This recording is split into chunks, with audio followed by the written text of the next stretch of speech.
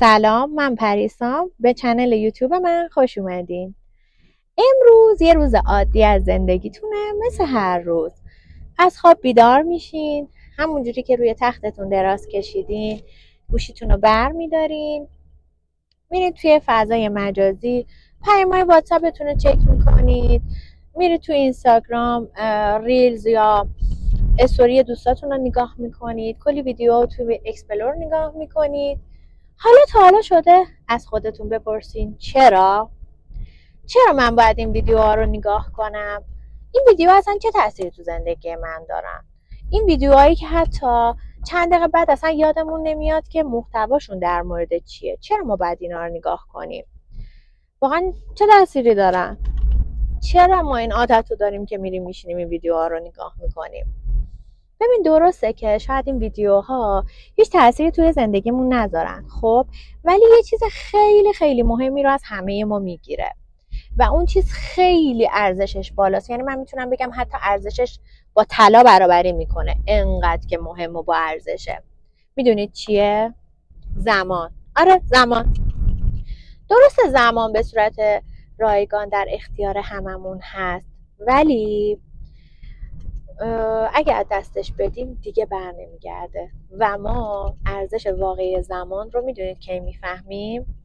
وقتی که به اون سرازیری اون میرسیم، برمیگردیم پشتمون رو میبینیم، میبینیم ای داده بیداد، پشتمون پر حسرت کارهایی که انجام ندادیم. چرا؟ میگفتیم وقت داریم دیگه، شنبه انجام میدم، ماه دیگه شروع میکنم، الان که شرایطم اوکی نیست، باشه مثلا 2 ماه دیگه، باشه بعدن. انقدر انداختیمش به بعدن که اصلا زمان گذشته، ما بیخیالش شدیم و انجام ندادیم و الان شده واسه ما یه حسرت. اون موقع ما ارزش زمان رو میفهمیم. حالا ما باید چیکار کنیم که این حسرت رو نداشته باشیم، از زمان رو به نحو احسن استفاده کنیم؟ باید هدف داشته باشیم. هدف که داشته باشیم واسهش تلاش میکنیم و در نهایت به موفقیت میرسیم و اینجوری نه حسرت داریم و از زمانمون به نحو احسن اینجوری استفاده کردیم. حالا یه چیزی این وسط بهتون بگم. از بودا میپرسن که بزرگترین اشتباهی که یه انسان میتونه مرتکب بشه چیه؟ میگه این که زمان رو از دست میده و فکر میکنه که همیشه زمان داره. درسته که زمان به صورت رایگان در اختیار همه ما هست، ولی گرون قیمته. نمیتونیم صاحبش بشیم، ولی میتونیم ازش استفاده کنیم و وقتی از دستش بدیم دیگه از دستش دادیم. حالا داشتن هدف چجوری باعث موفقیت میشه؟ مگه دنیا پر از آدمایی نیستش که کلی فکرای جدید دارن، کلی ایده های بکر دارن؟ چرا فقط درصد کمی از این ایده ها عملی میشه؟ چرا درصد کمی از افراد خیلی موفقن؟ چرا هممون ایده های جدید داریم، چرا فقط یه تعداد خاصی از این ایده ها عملی شده تا الان؟ میدونید چرا؟ یه فرقی بین افراد عادی و افراد خیلی موفق هست. اگه گفتید چی؟ شروع کردن. آره، شروع کردن. اونا شروع میکنن.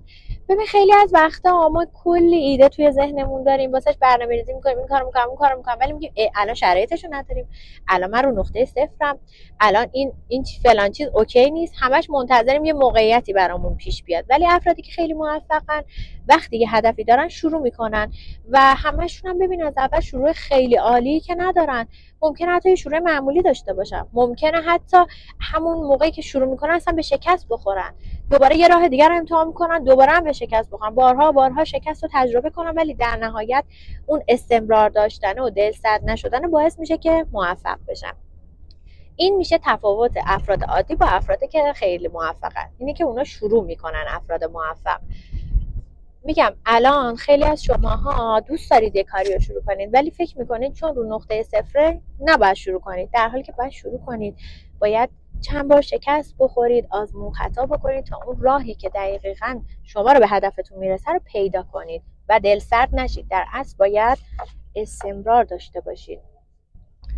خلاصه که بخوام بهتون بگم، الان شما این ویدیو رو نگاه میکنید، میگید چه جالب، خب منم از فردا شروع میکنم دیگه، بذار منم از فردا شروع کنم به هدفم برسم، مثلا به اون موفقیتی که تو ذهنمه برسم. ولی ببین، به اون فردا هیچ وقت نمیاد.